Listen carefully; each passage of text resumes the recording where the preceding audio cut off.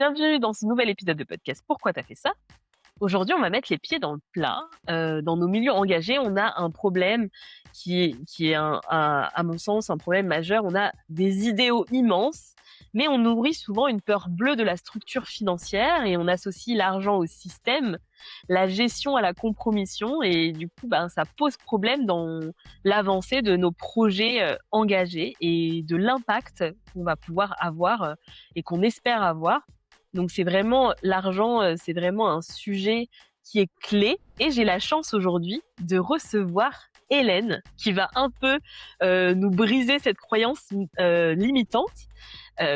Hélène qui est coach en résilience économique. Hello Hélène, ça va? Salut Jade, ça va super bien. Je suis trop contente de te recevoir sur un sujet, comme je le disais en off, que je ne maîtrise pas du tout. Et en plus, j'ai une relation à l'argent catastrophique. Donc, je sens que je vais prendre plein de choses aussi personnellement. Et d'abord, je voulais en savoir un peu plus sur toi. Et est-ce que tu peux te présenter aux auditeurs, aux auditrices qui nous écoutent de la manière dont tu le souhaites? Mmh, merci. Je trouve toujours que c'est l'exercice le plus difficile, se présenter, mais D'accord avec toi. ouais, on est d'accord. Voilà ce que je peux faire, aujourd'hui. Bah, dans ma vie actuellement, donc je suis, comme tu l'as dit, coach en résilience économique, qui est un concept que j'ai un peu, assemblé moi-même et dont j'espère qu'on va pouvoir beaucoup parler aujourd'hui. Donc j'accompagne des personnes, des entrepreneurs, entrepreneuses à structurer leur activité. Je suis aussi, maman, je vis en Suisse et je ne suis pas encore suissesse, je suis française et puis, qu'est-ce qu'il y aurait de d'autre d'important à savoir? Bah, c'est pas, j'ai aussi découvert l'économie au cours de mes études, en fait, et c'est pas mmh, j'allais dire mon milieu d'origine, ce n'est pas un milieu, mais mon sujet d'origine. Moi, je me suis formée comme, ingénieure agronome à la base et je me suis spécialisée en économie, en gestion d'entreprise. Mais c'est vrai que je viens un peu des sciences, agronomiques et biologiques. Mmh. Et est-ce que tu peux nous dire comment, tu es passée justement de l'agronomie Heu, à, finir par mettre les mains dans les chiffres, avec l'économie. Ouais, bien sûr.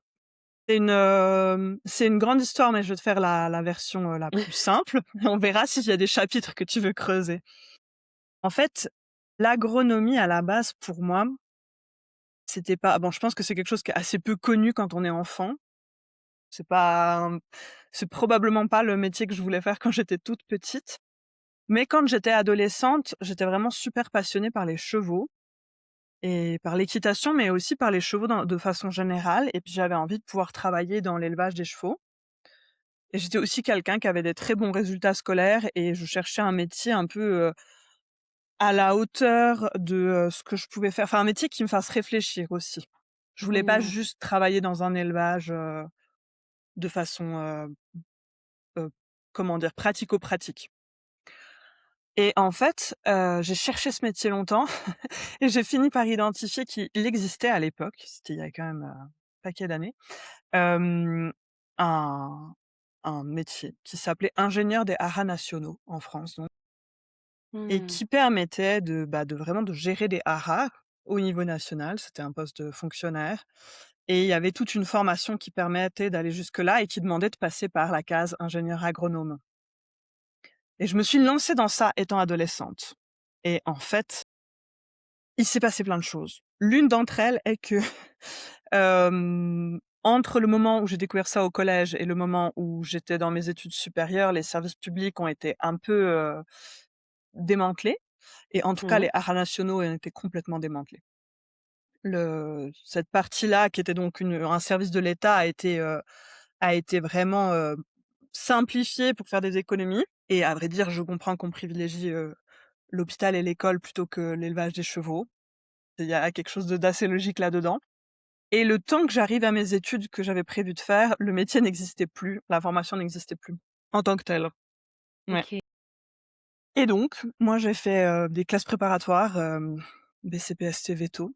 Ça parlera à toute petite proportion sans doute de nos auditeurs et auditrices, mais voilà, s'il y a des gens, Donc des qui ont études fait ça vétérinaires, aussi. c'est ça? Ouais, c'est en fait, c'est les mêmes 2 premières années que les études vétérinaires. OK.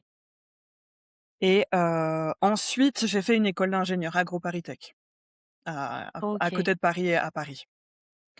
Et puis, au cours de ces études, du coup, j'avais plus un débouché tout clair pour moi, je savais pas ce que je voulais faire en sortant de mes études et l'agronomie en tant que telle, en fait, il y a beaucoup de choses dans la façon dont on étudiait donc les sciences agricoles de façon générale, Mmh. qui m'embêtaient et notamment le fait de pas du tout avoir de vision d'ensemble et d'être vraiment toujours dans des silos. L'élevage, c'était pas la même chose que la production des grandes cultures, c'était pas la même chose que les autres productions agricoles. On prenait tout individuellement et en fait, ça me gênait vraiment dans mon approche et c'est pendant ces études que j'ai découvert l'économie, que j'avais pas du tout fait, avant ça. J'avais fait un bac S, OK. des études, scientifiques, il y avait 0 économie au programme et en école d'ingénieur, il y avait plein d'options. Il y avait en fin de deuxième année, on pouvait même choisir vraiment, plein de choses pour les découvrir. Mmh. De la chimie, j'avais même fait du théâtre pour te dire. Bon, c'était une option très confidentielle, mais et de l'économie alors c'est très large, hein, il y avait plusieurs cours qui correspondaient à ça et là, je me suis dit: «Waouh! Mais en fait, c'est une vision du monde très globale» et Mmh. l'économie m'a beaucoup parlé de ce point de vue-là et je me suis retrouvée à choisir comme spécialité de master économie et gestion d'entreprise. Ce qui était bizarre parce que j'étais un peu, anticapitaliste et très, scientifique, donc je pense que tout le monde était étonné. Toi, tu savais tout de suite, vers où tu voulais aller avec ça? En fait, je voyais un nouveau monde qui s'ouvrait. Non, j'avais l'envie d'être indépendante à ce moment-là, sans Mmh. savoir ce que ça voulait dire, avec 0 exemple dans mon entourage et avec toujours cette idée de peut-être quand même élever des chevaux ou faire quelque chose autour de l'élevage des chevaux, ce qui j'ai perdu de vue. Très, très honnêtement. Non, je savais pas forcément où je voulais aller, mais c'était comme on ouvrir une nouvelle pièce et découvrir une autre perspective Mmh. avec, avec les sciences économiques en général et notamment la gestion d'entreprise. Et en fait, quand tu as fait, ces études, là, beaucoup plus, du coup, centrées sur l'entreprise, l'économie et cetera, hem, l'agronomie était mis de côté? Ouais, c'est une super bonne question parce que c'est vrai qu'on enfin, il y a beaucoup de gens qui supposent que vu que j'étais quand même dans une école, j'étais dans AgroParisTech, donc dans une école d'agronomie. Je faisais de l'économie et de la gestion d'entreprise agricole, mais pas du tout. Mmh. En fait, ma dernière année, Mmh. il y avait vraiment quasi pas de lien avec l'agriculture, quoi, de près ou de loin. Donc ouais, OK. c'était mis de côté et du coup, ça m'a Parce fait qu'il un préci profil. Oui, Pardon, dis-moi? parce qu'il présupposait que tu avais déjà vu beaucoup de choses avant et que là, du coup, fallait enfin, c'était, une période pour se concentrer sur la partie, économie pure? En fait, si je regarde, on était 30 dans ma spécialité de dernière année et il y a beaucoup de personnes qui sont allées travailler, dans l'agroalimentaire ou dans le conseil ou dans les cosmétiques. Je sais pas si c'est le bon terme, c'est peut-être un nom plus général, mais chez L'Oréal, tout Oui. ça. Je sens que le bon mot m'échappe, mais c'est pas très grave. Je pense que tout le monde verra ce qu'on veut dire. Hem, donc en fait, on nous laissait un peu la possibilité d'aller toucher pas que à l'agronomie, mais vraiment agronomie, alimentation, production de façon générale, parce qu'en fait la cosmétique aussi, c'est de la chimie, mais ça part quand même parfois de denrées, agricoles, en partie en tout cas. Donc on ouvrait vers des choses très, très, très, très larges. Et est-ce qu'à un moment donné, à la fin de ce cycle d'études, tu as rassemblé ces 2 mondes, agronomie, économie?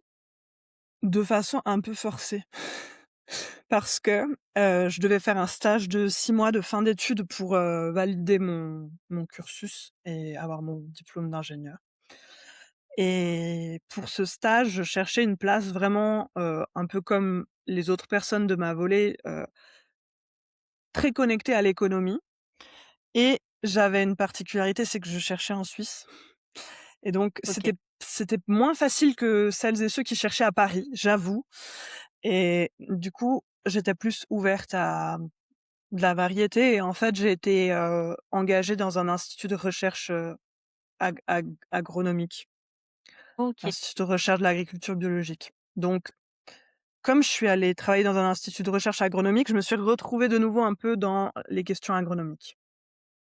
OK, OK.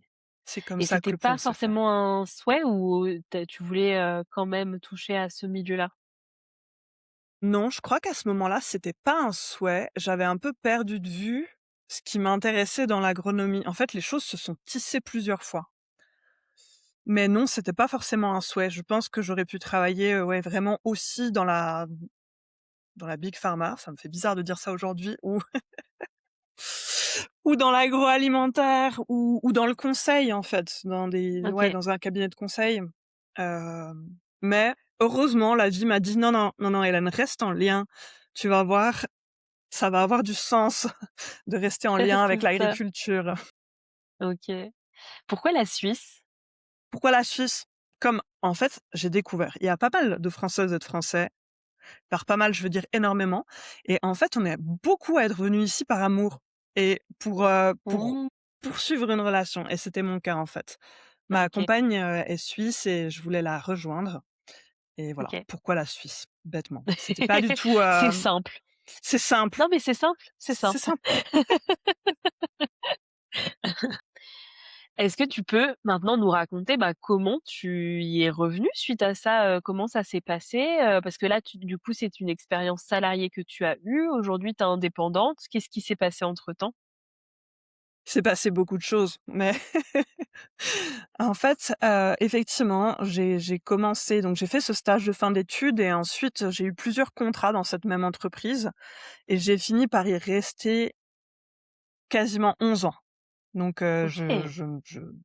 je suis restée. Donc dans dans cette entreprise en tant que salariée, l'Institut de recherche de l'agriculture biologique qui s'appelle le FIBEL, s'il y a des sait-on jamais, des Suisses et des Suissesses qui nous écoutent. Bah, sûrement, ta Oui, communauté. bah oui. Mais en vrai, c'est pas, à part dans le milieu agricole bio, c'est pas hyper connu. Enfin, dans le milieu D'accord. scientifique international aussi, mais Mmh. c'est pas une entreprise, c'est pas Nestlé que tout le monde connaît partout, Mmh. voilà. Donc je suis restée dans ce poste. À la base, je faisais vraiment un peu de la gestion de projet. Donc au tout début, je soutenais des collègues qui étaient là en place depuis longtemps, ce qui à mon avis est une très bonne façon de commencer à travailler en tant que salarié parce que ça permet d'apprendre, beaucoup de choses sur, le fonctionnement de tout ça. Et puis en fait, il y a des gens qui faisaient de la recherche, des personnes qui faisaient de la vulgarisation, d'autres qui faisaient de la communication. Et dans la partie francophone de cet institut dans laquelle je travaillais, bah, on faisait un peu tout parce qu'il y avait Mmh. beaucoup moins de monde que dans la partie germanophone. OK. Et en fait, je suis un peu allée d'opportunité en opportunité, et les premières années, je pense que j'avais pas forcément, une vision très claire de ce que je souhaitais développer. Je faisais ce qu'on me proposait, et il s'avère qu'un collègue a choisi de partir à la retraite de façon anticipée. Et pour ça, bah, il devait laisser des projets qu'il avait en cours parce que voilà, on gérait des projets extérieurs, et puis, quand quelqu'un pouvait plus s'en occuper, quelqu'un d'autre devait le faire. Et malgré mon jeune âge, ma chef m'a proposé de reprendre le projet, et c'était un projet qui s'appelait Biodiverger. Enfin, il existe toujours d'ailleurs, il a perduré dans OK. le temps, et le Biodiverger, c'était une parcelle, un verger qui était géré en «permaculture» entre guillemets.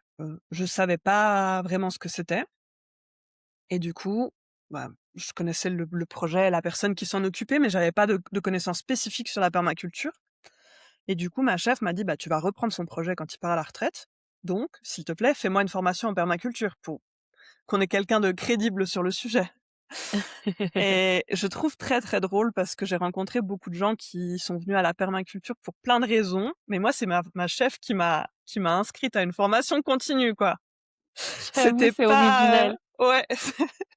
C'était pas un appel du cœur, c'était: «Tu dois faire ça, vas-y, on cale dans ton emploi du temps», et c'est vraiment très intéressant parce qu'à la base, je devais aller en France pour faire cette formation auprès des mêmes formateurs qui avaient formé mon collègue, et finalement, j'ai trouvé, l'existence d'un cours en Suisse, et j'ai pu me former, plus localement, et OK. j'ai découvert la permaculture. Je vais te dire ce que c'est dans une seconde. Et j'ai découvert aussi en fait, j'ai rencontré plein de gens parce qu'il y avait une vingtaine de personnes à ce cours et puis j'ai rencontré aussi tous les profs et tout le milieu local et c'est des gens avec qui je suis encore en connexion Mmh. aujourd'hui. OK. Donc c'était super chouette de pouvoir le faire localement. Ouais. C'était vraiment joli. Est-ce que c'est le moment où je définis la permaculture ou est-ce que je continue mon récit, Comme tu veux, mais vu qu'on l'a cité plusieurs fois, ouais, je pense que c'est cool de définir ce que c'est. En vrai, c'est pas évident. En fait, il faut s'accrocher pour comprendre la définition. C'est simple, mais c'est pas ce qu'on pense que c'est. C'est-à-dire que D'accord. moi, je suis allée C'est bien, tu je prépares les préviens. auditeurs, les auditrices. On se Exactement. concentre là, peut-être une C petite pause dans ce que vous êtes en train de faire, exactement. pendant que vous écoutez le podcast. Si tu tries des papiers en même temps, là, c'est le moment de poser tes papiers et de m'écouter. À la base, je pense un peu comme tout le monde, moi, quand je suis allée à mon premier cours de permaculture, surtout qu'on m'avait dit que c'était pour reprendre un projet où j'allais gérer un verger, je pensais que c'était une façon de cultiver Oui. et en fait, non. C'est en petite partie ça, mais c'est pas seulement ça. J'ai écrit une définition, je crois que je la connais quasi par cœur, je vais essayer de la dire. Hem, En fait, la permaculture, c'est une boîte à outils, mais c'est une boîte à outils conceptuels. C'est un ensemble d'outils conceptuels et de méthodes qui permettent de créer des systèmes résilients, durables et productifs, en Mmh, imitant la nature et en respectant des éthiques, des principes moraux qui sont prendre soin de la terre, prendre soin de l'humain et partager équitablement. Voilà pourquoi j'ai dit de faire clair. une pause. Ouais, Mais oui, mais tu mais sais c'est que clair? ah oui, parce que, je t'avoue que moi, effectivement, je l'associais, beaucoup à une manière de cultiver. J'avais quand même vu, notamment via Thomas, une application à l'entreprise, avec un bouquin dont je pourrais pas redire le nom, mais il avait souvent cité un bouquin qui parlait, de l'application de la permaculture, au niveau de l'entreprise. Donc ça m'avait un peu ouvert, mais j'avais pas, cette clarté-là que tu viens de nous donner, et merci pour ça. Le fait que ce soit une boîte à outils, tout de suite, tu vois, ça on comprend tout de suite qu'on va pouvoir prendre des choses et les appliquer dans différents, domaines. Ouais. Ouais, c'est complètement ça. En fait, alors, c'est tout à fait logique qu'on ait ce préjugé que c'est une méthode de culture, parce que ça a quand même été imaginé comme ça. À la base, Mmh. permaculture, c'est permanent agriculture, contracté, permaculture et ça a été, théorisé par des chercheurs, en Australie. Je ne vais pas me lancer dans un cours, je me retiens. Mais en fait, ça a vraiment été, théorisé comme une nouvelle approche de l'agriculture. Mmh. Sauf qu'en fait, ensuite, ça a évolué aux mains de tout le monde et ça a été mélangé aussi à une philosophie d'un agronome japonais et c'est vraiment devenu cette boîte à outils et maintenant pour expliquer le mot permaculture, on dit plutôt culture de la permanence, dans le sens culture de la OK, durabilité et il y a cet aspect culturel plus que cultural qui ressort. intéressant. Voilà, Et du coup, tu as fait cette formation en permaculture et tu as embarqué dans ce projet, c'est ça? c'est ça. Mais c'est pas que ça. C'est que j'ai fait cette formation en permaculture et je suis tombée amoureuse de la permaculture. Il y a vraiment eu C'est une révélation une pour toi? révélation, méga révélation. Déjà, ne serait-ce qu'au niveau agricole, je me suis dit: «Mais c'est ça». En fait, avec la permaculture, il y a cette approche de l'agronomie que j'espérais trouver pendant mes études et que j'avais pas trouvé. Cette vision globale, cette, logique des systèmes, le fait de travailler en cycle et tout ça, ça m'a vraiment, je me suis dit: «Mais oui, oui, en fait, il y a moyen d'intégrer ça dans l'agriculture, ça a du sens, on peut connecter». Et au-delà de ça, je pense que ça a eu des répercussions énormes sur toute ma vie, en fait. Bon, au début parce que je ne parlais plus que de ça. Je suis devenue Obsession. personne insupportable, mais c'est pas grave. En vrai, ça intéresse les gens, donc ça va. Quand je parle d'économie en ce moment, ça intéresse ouais, c'est un peu plus ça accroche un peu plus. Mais, j'ai vraiment tout changé, en fait. J'ai changé ma façon de consommer, de manger, de m'habiller, de plein de choses, de vivre, d'appréhender l'organisation. Alors petit à petit, hein, bien sûr, mais Mmh. ça a vraiment infusé en moi et j'ai continué à me former.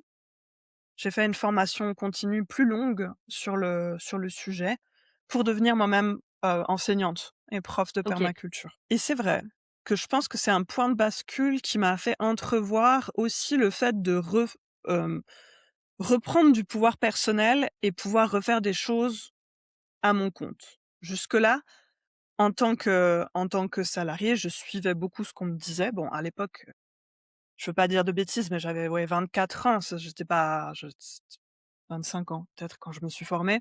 C'est 3 ans que j'étais en poste, c'est tout à fait normal qu'il y ait des oui. choses, voilà, je suis pas, full initiative, c'est pas moi qui démarre les nouveaux projets et cetera. Mais ça a été aussi un point de bascule pour mon futur d'indépendante et pour, mon activité salariée où j'ai pu beaucoup plus proposer, structurer, utiliser des méthodologies de la permaculture pour proposer des choses dans la recherche. Il y a vraiment plein de choses Excellent. qui se sont débloquées à ce moment-là. OK, OK, top. Donc tu continues donc après cette formation, en fait, elle arrive, dans les premières années de ton salariat, c'est ça? Oui, oui, je Et pense donc au bout après tu oui. continues dans l'entreprise. Est-ce qu'à côté, tu as dit que ça a infusé dans tes domaines de vie perso ou tu avais aussi un projet à côté, qui concernait la permaculture? À ce moment-là, c'était surtout au niveau personnel que ça avait de l'impact. Alors on avait envie, de s'installer, ma compagne et moi, de pouvoir cultiver la terre. Enfin, il y a quelque chose qui est né, l'envie d'avoir une maison, de sortir de la ville et cetera. Ça a pris encore des années avant de se réaliser d'ailleurs. Mais, j'ai commencé par porter la permaculture vraiment dans mon emploi salarié aussi. Proposer des formations, des initiations, échanger avec des producteurs et des productrices sur le sujet et m'apercevoir que ça intéressait et que ça touchait quand même, un certain nombre et du coup pouvoir proposer des activités autour de ça. Donc je l'ai vraiment appliqué, au niveau professionnel aussi. D'accord. OK, Appliqué et donc du coup utilisé et ouais. revendiqué.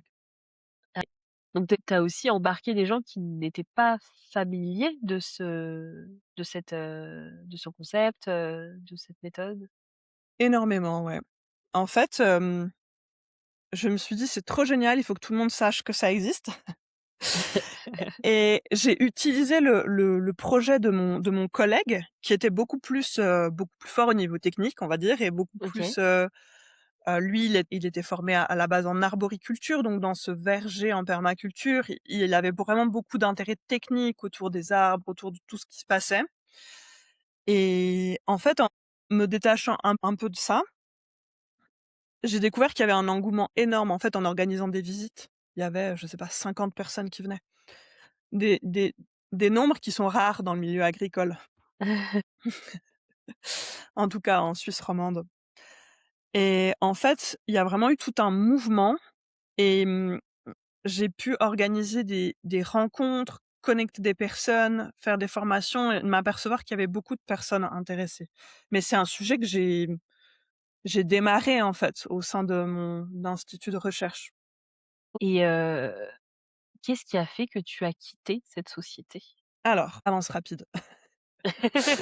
Vers le but. Non, c'est intéressant parce qu'en fait, en développant toutes ces activités autour de la permaculture dans mon emploi, elles étaient quand même adressées parce que c'était le public de cet institut à des agriculteurs et agricultrices. Et en fait, j'organisais des activités et il y avait aussi des gens qui venaient qui étaient pas, producteurs de métier, Ah OK. qui s'intéressaient, qui trouvaient ça intéressant. Alors je comprends, hein, c'est passionnant, mais ça embêtait un petit peu les personnes avec lesquelles je travaillais parce que, bah, voilà, enfin, je ne vais pas rentrer dans tout le schéma économique, mais en gros, quand on a, une mission et qu'on doit aider les agriculteurs et agricultrices, bah, on n'est pas censé faire profiter des mêmes cours à des gens qui sont pas du tout dans ce Mmh. métier-là. Aussi pour des questions Oui. de subventionnement. j'ai proposé à l'époque de en fait, aussi faire des cours de mon côté, pour les gens qui voulaient se former, avec moi sur ces sujets, mais qui étaient pas le public de mon entreprise, de l'entreprise qui m'employait. Et ça a été très bien reçu. Mon chef m'a dit: «Pas de problème, ça nous arrange». Et puis du coup, j'ai commencé un peu, à côté de mon emploi salarié, à développer un peu une activité autour de la permaculture. Il y avait pas OK. toute une réflexion de: «Je vais me lancer, voilà comment je vais structurer les choses», hein. C'est Mmh. plus des opportunités, des personnes qui étaient intéressées et du coup, que j'ai récupéré pour, enseigner, conseiller, accompagner. OK. Donc il y a ça qui s'est construit. Et puis en parallèle, dans mon emploi salarié, il y a beaucoup de choses qui se sont développées, notamment le mouvement des micro-fermes, où là, c'était des personnes pas encore producteurs et productrices, mais qui voulaient le Mmh. devenir. Et il y a eu un gros, gros mouvement et en fait, il y a quelque chose qui m'a aussi un peu déstabilisée, c'est le fait d'avoir un enfant où, Bon.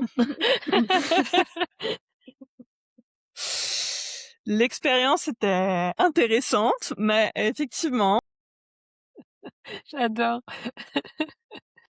c'était, bah, en fait, je sais pas, je crois que dès que je suis tombée enceinte, j'ai compris que toutes mes ambitions de continuer à travailler comme une malade, ça allait s'arrêter assez vite et c'était vrai parce que c'était pas que la grossesse. La grossesse, c'était un moment de vie, mais qui est limité dans le temps, en fait, mais j'avais l'impression que j'allais pas forcément avoir, autant d'énergie après et j'avais très, très raison.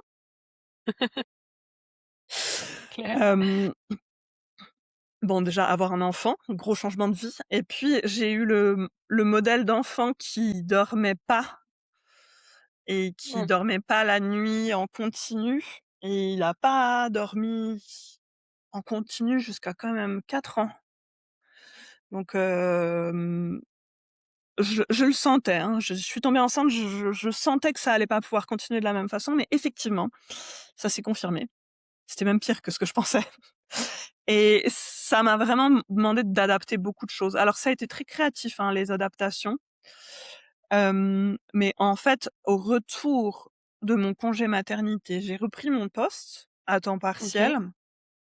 J'avais donc cet enfant et puis, j'avais cette activité indépendante qui était encore un peu balbutiante, mais Mmh. que j'avais envie de développer et j'avais commencé à faire un doctorat. D'accord. Plus, Tu plus viens de nous dire que attends, il y en que a un tu 5e. On a acheté une maison et on voulait mettre en place une production. d'accord. Mais c'est très ambitieux tout ça, madame.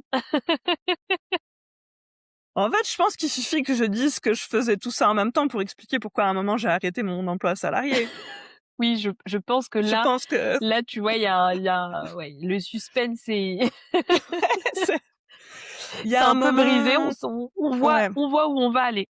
ouais, il y a un moment où c'était juste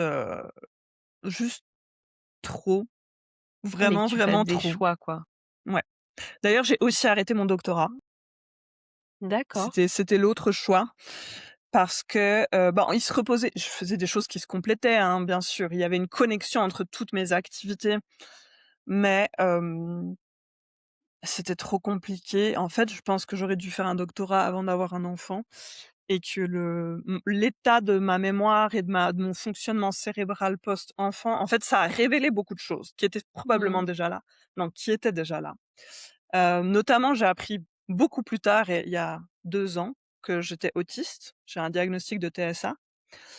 Mais je crois qu'en fait, la surcharge enfant m'a fait arriver à mes limites de processus cognitif et je me suis retrouvée, ouais, à pas pouvoir tout faire en même temps, vraiment. Ces choix, quand tu as fait ces choix-là, c'était difficile pour toi? Tu les as fait un peu à contre-cœur? Quitter mon emploi salarié, c'était super difficile pour 2 ou 3 raisons différentes.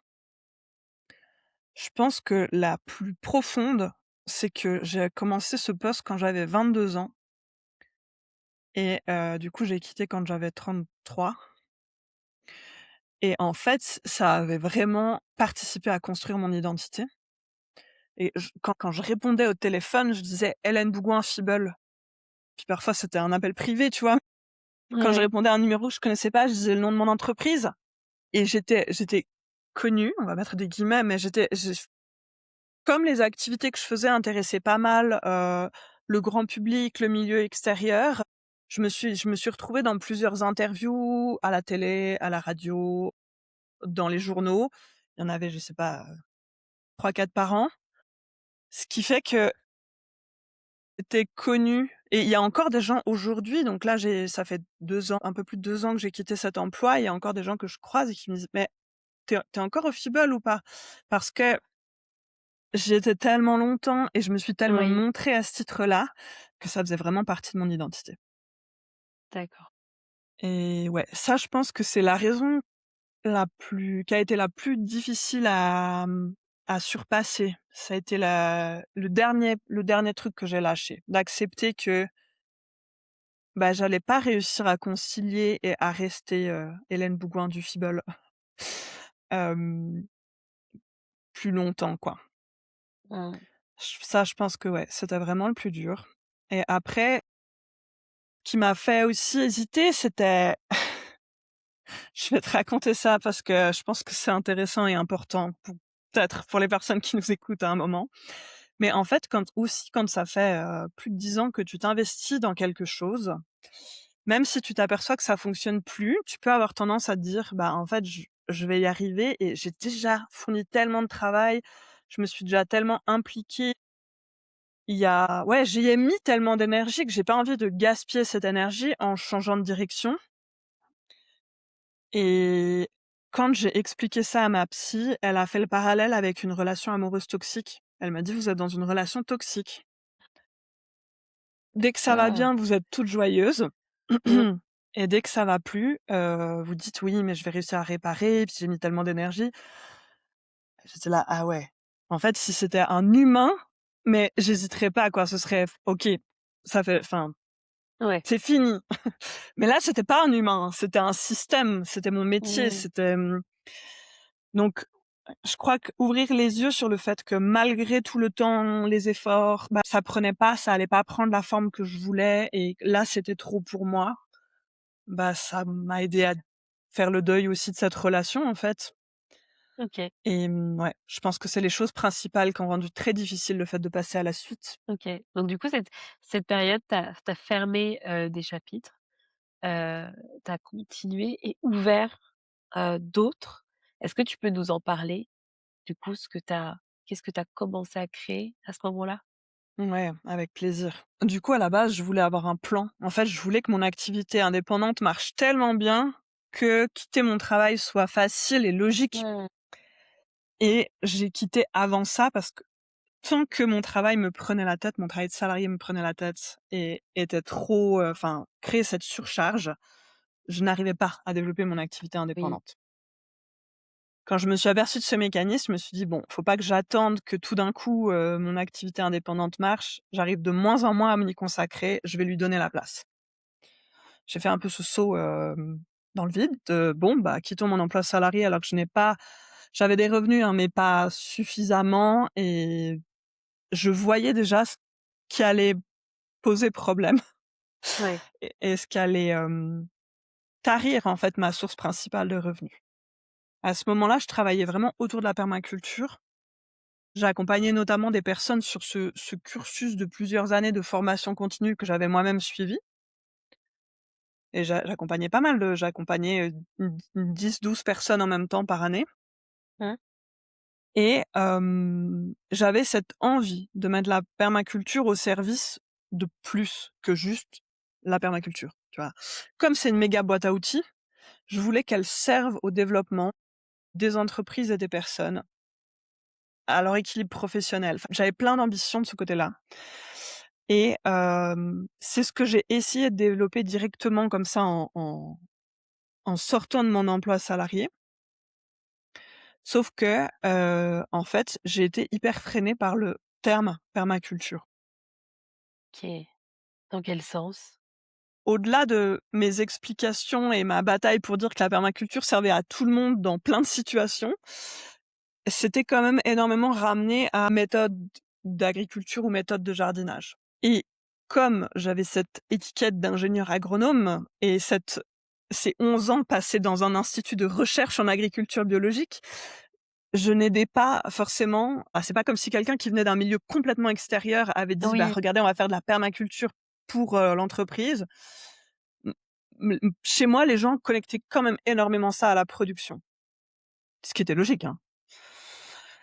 Et en fait, j'ai décidé de, en parallèle de ces activités autour de la permaculture, essayer de développer des activités autour de la résilience économique, qui finalement n'est qu'une façon d'utiliser la permaculture pour trouver un équilibre économique et un équilibre autour de l'argent. On va revenir ouais. là-dessus. Là, j'ai très, très envie que tu rentres dans le sujet pour tout expliquer.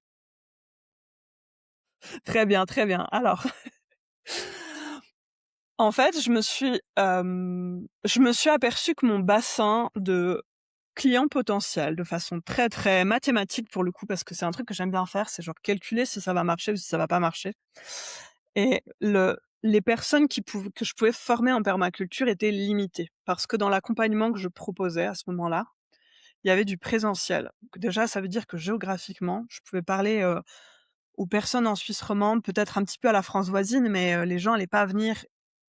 Bref, ça n'avait aucun sens de les faire se déplacer. Donc j'avais une limite géographique. J'avais aussi une limite de nombre de personnes parce que pour faire cet accompagnement, il fallait qu'elles aient une formation initiale en permaculture, c'est-à-dire, le cours de 2 semaines qui s'appelle le CDP, le certificat de designer en OK. permaculture.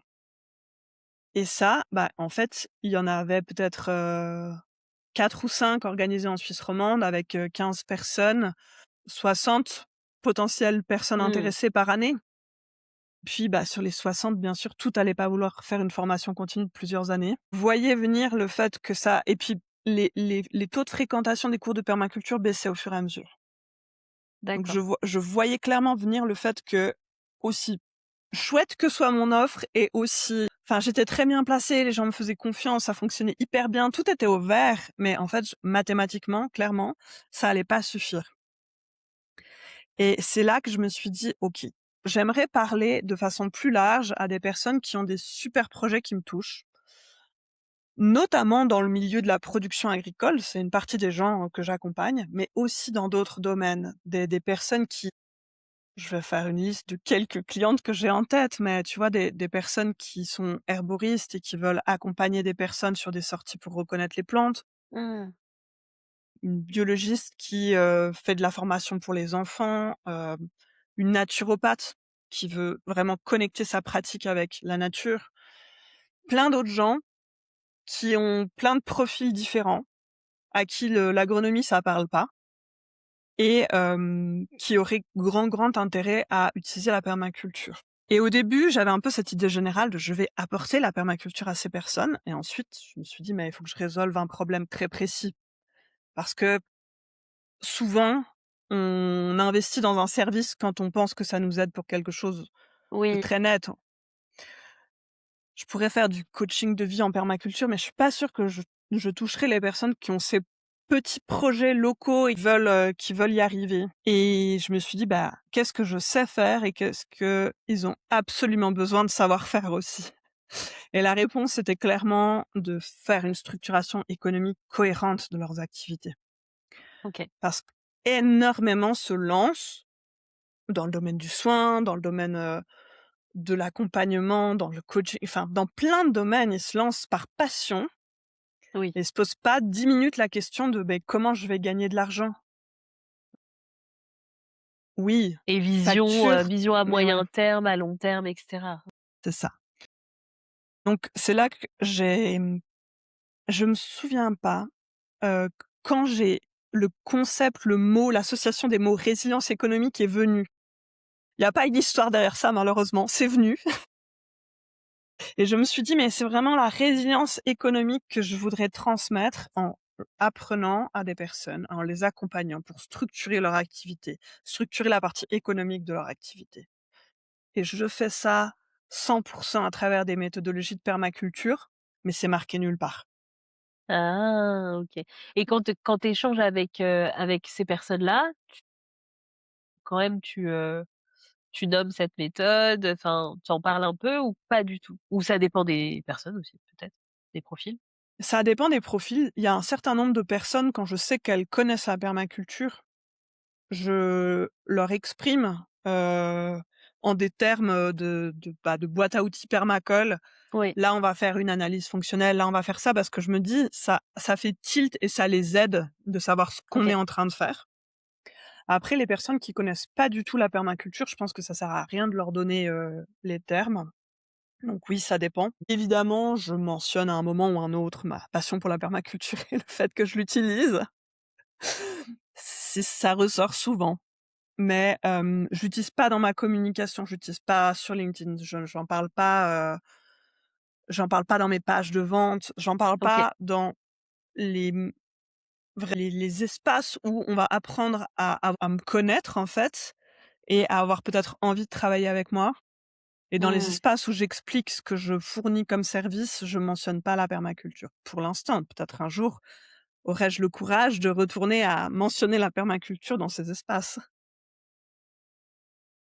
Concrètement, genre, là, on est dans une société, très capitaliste, Oui. où, avec une économie qui est un peu obsédée par la croissance infinie, on y va, Mmh. on y va, on y va. Comment tu appliques, la notion de cycle et la notion de limite propre à la nature dans la gestion d'une entreprise? Ouais, c'est super intéressant. Ça passe par plusieurs choses. En fait, ce qui est intéressant, c'est que le public auquel je m'adresse pour l'instant, il a plutôt pas envie de gagner trop d'argent, voire pas envie de gagner d'argent du tout, c'est compliqué. Et en tout cas, ça va généralement être des personnes qui sont pas dans cette idée d'avoir une croissance infinie. Parce que c'est vrai que c'est quelque chose que je pourrais pas proposer et promettre, parce qu'elle a aucun sens en appliquant la permaculture et la cyclicité. Donc en fait, je me repose déjà beaucoup sur l'humain. Mon premier geste, ma première action dans mes accompagnements, ça va être de rassurer par rapport à l'argent et de le faire comprendre, de le faire voir différemment. Pour que les personnes aient une notion un peu plus subtile de comment on peut utiliser l'argent, et je vais te révéler, ce que je dis dans le premier chapitre de mon programme, parce que je pense que c'est intéressant je pense que cette image est vraiment intéressante. C'est que je propose, en fait, aux personnes que j'accompagne déjà de voir l'argent comme de l'eau, et on imagine que son projet est un terrain, un jardin, et en fait, on réfléchit toutes les actions économiques comme comment l'eau traverse un jardin. Et en fait, on s'aperçoit assez vite que, bah, l'eau est indispensable, mais l'eau n'est pas une fin en soi. Avoir des centaines de citernes remplies d'eau ne sert absolument à rien. Mmh. Une fois qu'on en a assez pour arroser son jardin, tu vois, c'est passion, elle porte juste préjudice aux autres, mais elle a pas de sens, en fait. Et le but, ça va être d'avoir, bah, suffisamment d'argent pour que le jardin soit beau, soit à l'aise, que les choses poussent, et aussi suffisamment d'argent pour qu'en cas d'imprévu, on puisse aussi, pallier au manque d'eau, à la sécheresse, quoi, par exemple. Mmh. OK. Et en fait, on va vraiment essayer de se projeter comme ça dans une image où l'eau, bah, il y a plusieurs façons de l'obtenir. Elle peut arriver par la pluie, parfois on a une source déjà, on a une rivière, on a quelque chose, tu vois? Genre un emploi salarié à côté qui amène de l'eau de façon régulière. Mmh. On peut réfléchir comment la stocker, mais on réfléchit en fait dans toutes les dimensions de aussi comment l'utiliser, comment l'économiser, comment la valoriser, comment ne pas la polluer. C'est très concept là. Ça va être par exemple de en fait, petite parenthèse biologique, mais si on imagine l'eau dans un jardin, elle ne reste pas. L'eau, elle arrive, elle passe, elle est en partie utilisée, mais en fait, elle va aussi ressortir, physiquement en aval s'il y a du ruissellement, par l'évapotranspiration des plantes. Enfin, le cycle de l'eau, il est au niveau planétaire, et puis l'eau, elle reste pas chez nous, en fait. Et là, la question de comment ne pas polluer l'eau si on la projette sur l'argent, ce serait comment j'utilise l'argent qui sort de mon système, parce qu'il faut qu'il y en ait qui sortent, quoi, pour, faire des actions qui sont bénéfiques pour le cycle. Donc Mmh. auprès de qui on va consommer, comment, on réfléchit aussi à ces choses-là, de l'usage de l'argent qu'on crée avec son entreprise. Oui, OK. C'est Voilà, bon, ultra intéressant. Non mais merci 1000 fois de partager ça, c'est vraiment fascinant. Vraiment et ce parallèle avec l'eau, en plus, il est tellement pédagogue, en fait. C'est accessible à tout le monde et ça, c'est je pense que c'est vraiment, ce sujet d'accessibilité, Mmh. il est tellement clé parce qu'en fait, il y a plein de personnes qui veulent faire mieux, mais qui ont des barrières parce que des fois les concepts sont très compliqués Mmh. à assimiler, en fait et du coup, de sur quoi à appliquer. Donc cette image, elle est vraiment parfaite pour comprendre, sur ton activité et ce que tu fais avec les clients, les clientes que tu accompagnes. Avec plaisir. Je suis heureuse que le partage te parle et je pense que ça aide vraiment à dédramatiser l'argent aussi, de le voir comme quelque chose où on a en général plutôt un bon a priori de l'eau et on voit bien qu'il y a une forme de neutralité en fait. C'est une forme d'énergie. C'est pas, quelque chose en soi et dans les exercices que je propose, je demande aux personnes, tu vois, pendant une semaine, à chaque fois qu'elles manipulent de l'argent, d'une façon ou d'une autre, tu vois? De genre, elles valident un paiement sur leur, truc de e-banking ou elles payent en cash, sur le marché. Ou même elles se disent: «Ah mais comment on va faire pour payer tel truc?» D'essayer de se dire: «OK, si c'était de l'eau, comment je ferais?» Et ça donne des trucs très chouettes. Parce que j'ai des personnes qui ont un projet de centre d'accueil, veulent transformer leur lieu de vie, pour accueillir des groupes et cetera et ils ont peur de pas avoir assez d'argent pour faire des travaux. On est en Suisse, tout coûte hyper cher et ils avaient formulé à côté de cette question de comment on fait pour surmonter la peur de pas avoir assez d'argent, mais comment on fait pour surmonter la peur de pas avoir assez d'eau pour arroser le jardin? Et en fait, tout de suite, même si tu as un grand jardin, des grandes ambitions et pas du tout d'eau, ça te paraît plus accessible comme question. Parce Ouais, que tu as plein carrément. d'idées qui viennent, quoi. En fait, bah, ouais, il y a plein de choses possibles. On va revoir pour la récupération d'eau, ça se trouve, on peut prendre de l'eau au robinet qui serait un peu l'équivalent d'un emprunt parce que tu payes l'eau, tu payes l'argent. C'est comme ça que j'ai pas préparé tous les parallèles, mais c'est comme ça. Je me dis l'eau pour moi, l'eau courante, l'eau du réseau, c'est un peu l'argent que la banque te file parce qu'il est pas Oui, gratuit, en fait. Il est accessible, mais il est pas gratuit et puis, en fait, tu te dis: «Bon, bah, en fait, on va s'organiser. On va regarder quelle surface j'ai à arroser, combien d'eau il me faut, puis on va commencer à mesurer comment faire» et la peur, elle diminue déjà, en fait, OK, juste à travers trop bien ce parallèle. et est-ce que tu abordes avec, tes clients, tes clientes, hem, le fait d'avoir peur de se vendre?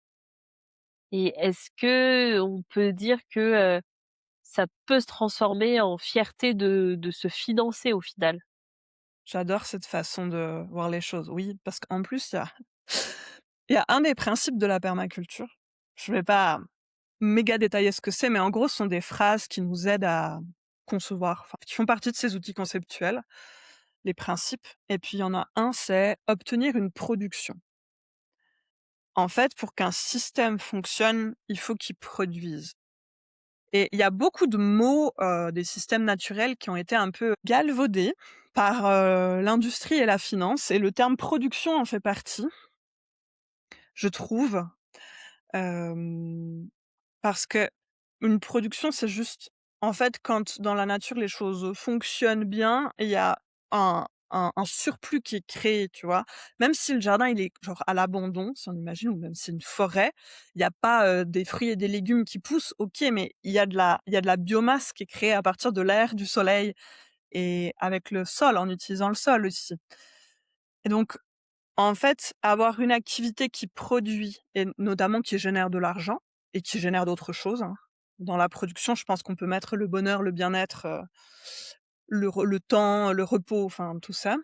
Mais avoir une activité qui produit, c'est avoir une activité qui ressemble à un système naturel et avoir une activité où on fait tout pour pas assez d'argent, on est en train de créer quelque chose qui, en fait, qui qui qui fonctionne pas, qui Mmh. cycliquement ne peut pas fonctionner et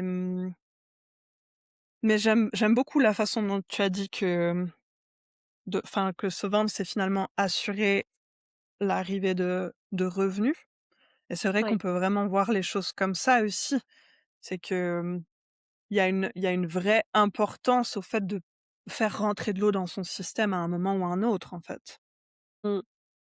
Oui et cette vision globale du système vient un peu, mettre à distance ce truc: «Oh je vais me vendre» et cetera, en fait. Parce que comme on quand on a la vision du système global, bah, du coup on comprend et on sait à qui ça va servir, à en fait, ce que ça va nourrir et ça donne une dimension tout autre que de dire, «Je vais aller me vendre, à à telle personne ou telle entreprise». Oui, je pense qu'il y a les 2 aspects. Déjà, c'est pas on vend pas soi, on fait partie d'un Mmh. système et on est un des agents du système pour son fonctionnement. Ensuite, bah, il y a vraiment cette notion de si l'argent circule jusqu'à nous, bah, on sait comment on l'utilise, on peut faire le bien avec. C'est peut-être un peu simpliste, hein, comme vision, mais on peut faire des choses avec cet argent qu'on nous confie, qui le remet en circulation de façon positive et du coup, ouais, c'est très beau, en fait, de recevoir de l'argent de ce point de vue-là. Et la dernière chose importante, je pense, c'est que on réfléchit il y a aussi des notions d'entrepreneuriat de base, comme le fait que on réfléchit la création d'un produit, d'un service, d'une prestation en fonction des besoins des personnes à qui on veut s'adresser et ça, c'est un peu, indispensable parce que si on a besoin de forcer pour se vendre, c'est parfois parce qu'il y a un mauvais alignement entre ce qu'on propose et à qui on le propose.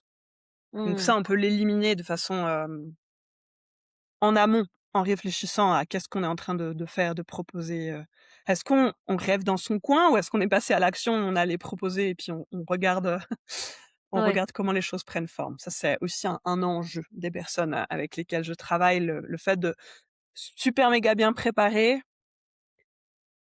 mais dans leur coin et Ouais. je propose le passage à l'action pour tester. J'aimerais bien parler un peu d'écologie personnelle. Tu en as un peu parlé là, il y a quelques minutes, parce que je pense qu'il y a un enjeu de durabilité de l'être humain qui est derrière le projet et en fait, bah, tu parlais justement, du cadre de vie et cetera, de vie, ben, de ton cadre de vie, donc du coup du cadre de vie de la personne, en tant que telle. Hem, est-ce que c'est pas la première étape de la résilience économique? Complètement, complètement, complètement. Genre Hem arrêter de s'exploiter soi-même. Oui, oui, c'est très bien résumé, mais c'est très bien résumé. Arrêter de s'exploiter soi-même, ne pas accepter d'être exploité par quelqu'un d'autre et ne pas exploiter quelqu'un d'autre. Parfait! Et là, déjà, on est bien. Hem, mais oui, complètement et en vérité, je pense que ce qui me fait le plus, c'est l'émerveillement que j'ai pour la vie. C'est un peu ça, on dirait que je suis partie là, dans un truc hyper On te chelou. Ne suit, on vous te suit. inquiétez pas, suivez-moi. En vrai, il y a énormément de choses qui m'apportent du bonheur dans mon quotidien.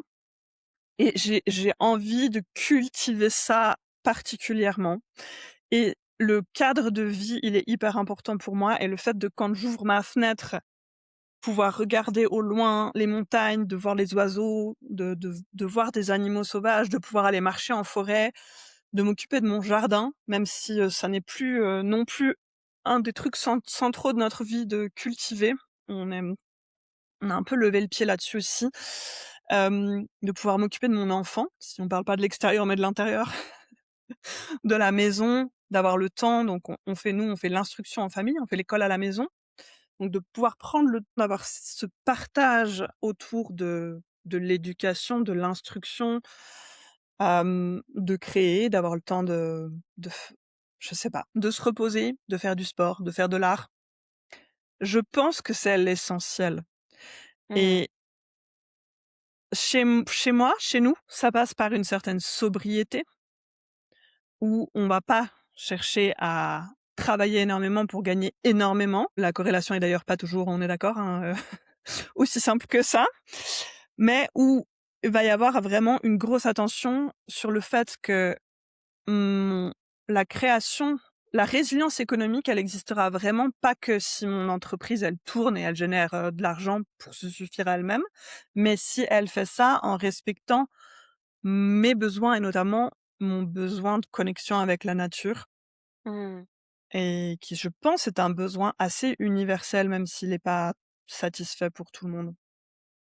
Donc oui, l'écologie personnelle est clairement quelque chose de vraiment central dans cette approche et je trouve que c'est difficile de tout combiner, hein. Je trouve que le temps est clairement une fois qu'on s'est réconcilié avec l'argent, on découvre que c'est le temps, Ouais. le vrai enjeu de la vie, quoi. C'est clair. Comment ce su Est-ce que tu peux nous peut-être nous illustrer comment ce sujet, intervient dans tes accompagnements? Le sujet de l'écologie personnelle, Oui, je dirais, il y a de 2 façons enfin, je peux te donner 2 exemples, je pense. Il y a quelque chose de très, très important dans les pour les personnes que j'accompagne. On commence par calmer sa relation avec l'argent, bon, 1re étape, mais une fois que ça c'est fait, on se reconnecte à sa vision, la vision de son projet, de son activité, de son rêve. En fait, je leur fais le faire une pourquoi tu as fait ça? visualisation. Le Fallait que je le pourquoi tu as place. fait ça? Magnifique! Mais c'est vrai, c'est en fait, c'est pourquoi tu as fait ça, pourquoi tu fais ça et pourquoi tu veux continuer à faire ça. Mais on n'y réfléchit pas de façon intellectuelle, je leur fais faire une visualisation, je les emmène se promener. Ça marche hyper bien, je suis toujours admirative. Déjà que les gens me fassent confiance et acceptent de faire cet exercice et ensuite de ce qui ressort et en fait, on va piocher, on va plus que piocher, on va se connecter à ce qui ressort. Parce que rarement les gens dans leur vision de tu vois, leur idéal, ils se voient en train de faire leur métier toute la journée derrière l'ordi, ils génèrent plein d'argent mais ils en peuvent plus. J'ai encore jamais eu ça qui ressortait. C'est clair. En général, ils se baladent dans la nature, ils sont super contents, les gens sont joyeux autour d'eux et en fait, on va avoir cette connexion avec cette vision qu'on veut pas perdre de vue. Ni dans les moments difficiles où il faut ouvrir la comptabilité et faire les exercices que je demande pour voir si ça passe ou ça casse ce Mmh. qu'on propose, mais ni non plus dans les moments, en fait, où on pourrait avoir tendance à, bah, surtravailler, à vraiment être dans cette recherche de productivité et à mettre au centre le fait de le travail en tant que tel, comme si c'était une fin en soi. C'est vraiment essentiel. En tout cas, pour moi maintenant, c'est indiscutable que le on vit dans le processus. On peut pas se dire que ça ira dans X années. On peut plus se dire ça. Bon, déjà parce qu'on sait vraiment pas comment les choses vont tourner, hein. C'est C'est et clair. on peut que être heureux maintenant, en fait et c'est pas facile du tout, c'est pas simple, mais je pense que chaque jour, il faut un moment de bien et on essaye de cultiver ça, on crée plein de petits espaces, de petits rituels et ça prend des formes différentes pour chaque personne. J'essaye de leur faire faire beaucoup d'expressions artistiques aussi, Mmh. parce que, je me sens très, très légitime à faire ça parce que je suis ultra nulle en dessin et du coup, c'est pas comme si c'était une artiste qui disait aux autres: «Exprimez-vous» et ils seraient Oui. là: Je sais pas comment faire». Non, non, je dessine hyper bizarrement, mais en fait dessiner, genre dessiner quand tu réfléchis à comment est structurée ton entreprise, ouais, c'est important et voilà, ramener de la créativité, ramener de la nature. Genre, aller prendre un objet dehors, dans la nature. Même si dehors c'est la ville, il y a des tu vas trouver un lichen, tu vas trouver une feuille, tu vas trouver un bout de bois. Aller prendre un objet dehors et puis ensuite te dire: «Comment je m'y connecte aujourd'hui?» Enfin voilà, c'est des petites choses, des petits espaces de connexion. Moi j'aime regarder le ciel. C'est très simple, c'est pas très Oui. coûteux en temps, en argent ou en énergie. En fait, si on le fait pas maintenant, il y aura peut-être pas de plus tard, quoi. Enfin, c'est un peu dramatique dit comme ça, mais je pense qu'on a le devoir de bien vivre maintenant, tout en construisant le système qu'on veut pour le futur. On arrive, presque à la fin de l'interview déjà. Est-ce qu'il y a un sujet, qu'on n'a pas abordé, à travers, les questions et puis, nos échanges là jusqu'à maintenant, que tu souhaites, partager? C'est une super bonne question, elle est difficile. J'étais prise, bien sûr, dans notre échange. Je crois pas qu'il y ait un sujet qu'on n'ait pas abordé. Je pense qu'on a parlé d'énormément de choses qui appartiennent à ce que je fais, ce que je suis aujourd'hui. Mais j'ai peut-être envie de ressouligner ou reformuler une des choses dont on a parlé, au niveau d'avoir une entreprise, de générer de l'argent dans notre monde et de comment faire ça bien, bien selon soi, hein, bien sûr. Mmh. J'ai l'impression que c'est essentiel de regarder en face sa rentabilité. C'est-à-dire combien d'argent on génère et combien d'argent on est capable de générer par rapport à combien de temps et autres ressources, énergie, argent on a à disposition pour le faire. Parce que je vois beaucoup trop de projets qui s'en sortent pas mal, mais en fait qui s'en sortiront jamais bien parce que c'est pas possible structurellement. Par exemple, qui tarif qu'ont je sais pas, une ostéopathe, je ne sais pas pourquoi cet exemple vient, qui a un tarif, horaire qui est bien, tu vois? Qui paraît assez élevé, juste, correct, mais en fait, elle a que, 2 jours par semaine à disposition, imaginons, à cause de son cadre de vie pour ça et en fait, elle se dit: «Bah, je m'en sors, il me faudrait plus de clients», mais si elle additionnait c'est un le calcul le plus simple à faire, hein, bien sûr.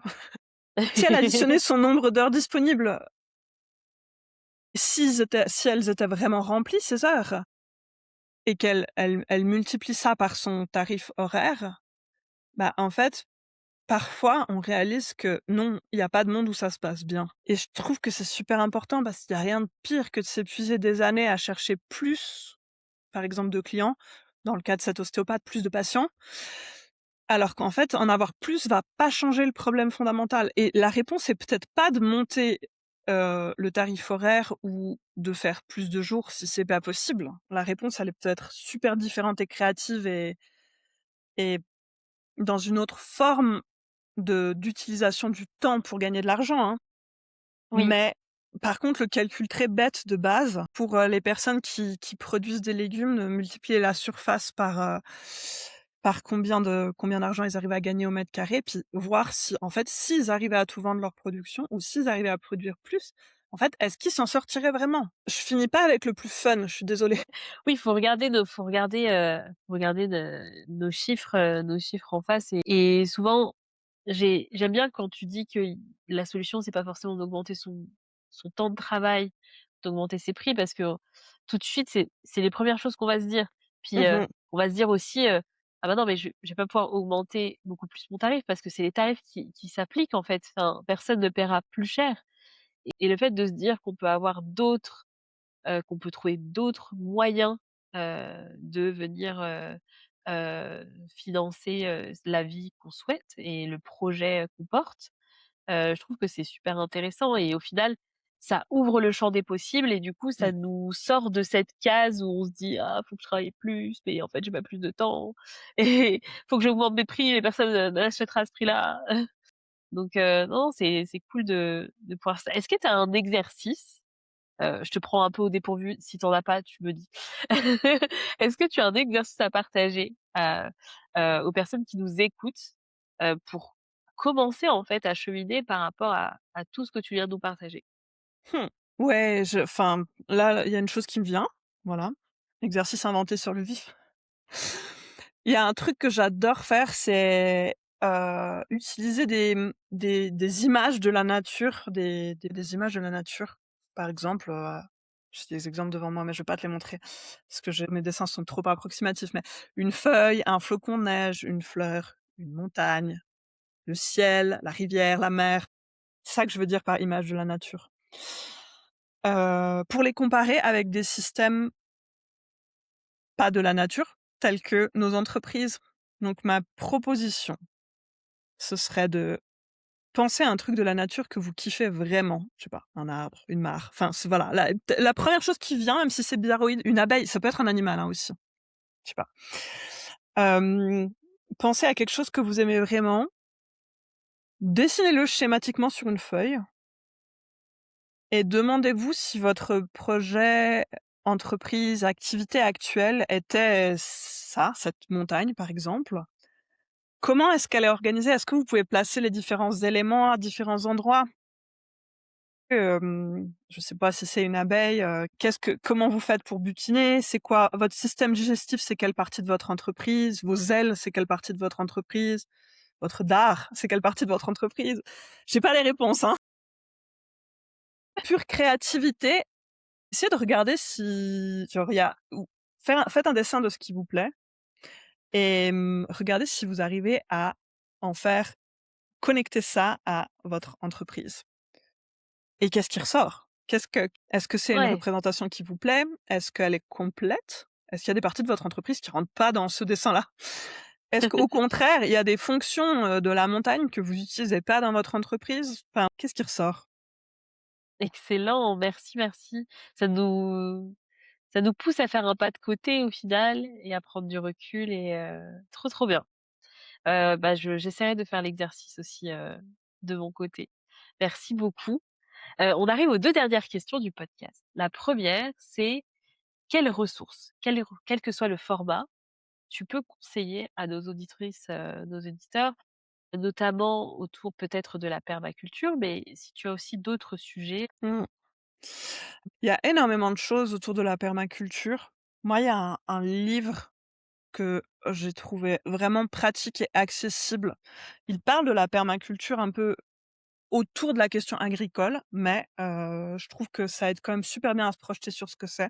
C'est un livre qui s'appelle Permaculture, ça va aller pour le et c'est de Charles Hervé Gruyer qui du Bec et Loin, pour les personnes qui connaîtront.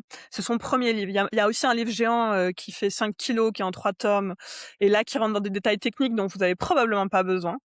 Mais le livre Permaculture, je trouve qu'il est très onirique et en même temps, il montre comment appliquer les choses. Enfin, je le trouve très chouette. Puis, si vous voulez, si vous êtes prêt à assumer un truc un peu dur, il y a un livre de, Pablo Servigne et il y a un co-auteur, mais je ne sais plus son nom. Ça s'appelle Comment tout peut s'effondrer? Je ne suis plus sûre du titre, mais on va regarder On ça. On mettra va la mettre le ref bon titre. exacte, dans la description. Mais ouais, ce livre de Pablo Servigne, bah, il montre comment le système a toutes les chances de s'arrêter, hein. C'est pas forcément la lecture la plus joyeuse. Si vous voulez une lecture plus joyeuse, c'est son autre livre qui s'appelle L'autre loi de la jungle, L'entraide ou l'autre loi de la jungle et qui montre que, la loi du plus fort n'est pas donc c'est très, écologique, hein, pour le coup aussi. Il part de OK, vraiment d'une analyse écologique pour montrer que en fait, on dit que la loi de la jungle, c'est la loi du plus fort et notre système capitaliste est très construit autour de ça. mmh, Mais en fait, c'est pas la seule loi de la jungle. Dans les interactions, animales et pas que, hein, écosystémiques, l'entraide en est une qui fonctionne très, très bien aussi. Voilà, trop bien. Merci beaucoup. avec plaisir. Est-ce que, heu, j'ai encore une dernière question. Heu, est-ce que tu as en tête quelqu'un que tu verrais à ta place sur le podcast? Ah, j'adore cette question. J'ai 2 personnes qui me viennent immédiatement en tête. Je ne suis pas convaincue qu'elles accepteront, mais je vais te les tu Écoute, tu tu tu tu les connais. Probablement les 2 personnes avec lesquelles je travaille le plus, en fait. Il y a Andrea Marti, qui est, oui, bras gauche et assistante. Comme ton podcast s'appelle «Pourquoi t'as fait ça?», je trouve que elle a beaucoup à dire probablement sur, son parcours, ses choix et ses choix là aussi, ses choix passés, ses choix actuels et ce vers quoi elle se dirige et je la trouve super chouette donc trop cool. et l'autre personne, je sais pas si ça va l'embêter. Bah, je te la cite. C'est Nadia Albinet. De toute façon, elle aura tout le loisir, de dire Oui, de qu'elle dire peut non. pas. Bien sûr. Je me doute que tu Je demandes le n'impose consentement. rien. Nadia, c'est ma partenaire de responsabilité, actuelle, donc on échange très régulièrement, sur l'évolution de nos entreprises. On n'est pas du tout dans le même domaine. Elle est, dans le français langue étrangère et elle a une formation en écriture créative. En fait, j'adore la façon dont elle réfléchit sur ce qu'elle fait et pourquoi elle le fait et je pense que son cerveau est très intéressant à avoir explosé dans son fonctionnement. Je suis Voilà. d'accord. J'ai fait un de ces ateliers, pendant le séminaire, de Thomas Burbidge effectivement, elle nous a fait écrire et c'était super intéressant. Mmh. Donc je te rejoins. Bah, écoute, je vais les inviter de ta part, et puis nous aurons la surprise, de les voir peut-être ou pas sur le podcast. On verra. Trop bien. Écoute, on arrive à la fin de l'épisode. On a abordé plein de choses. Tu nous as partagé énormément de choses et je t'en remercie, vraiment. C'est super précieux que tu puisses, partager ça. C'est toujours trop court. Chaque fois qu'on arrive à la fin, je trouve que c'est toujours trop court, mais on a déjà plein de pistes, où les personnes, peuvent te retrouver si elles veulent, te contacter, échanger avec toi, poursuivre la discussion. Simplement, comme beaucoup d'entrepreneurs, sur LinkedIn et éventuellement sur Instagram aussi, où je ne suis pas active pour l'instant, mais j'ai un compte. Tu OK. pourras écrire ça, j'imagine, dans Oui, les je mettrai tout références. ça dans la description. Trop, trop bien. Bah, écoute, je te remercie, je vais pouvoir te libérer Merci beaucoup et à je toi te de dis à m'avoir très reçue. bientôt. À Oh, très avec bientôt. plaisir. À bientôt. Ciao, ciao. Ciao.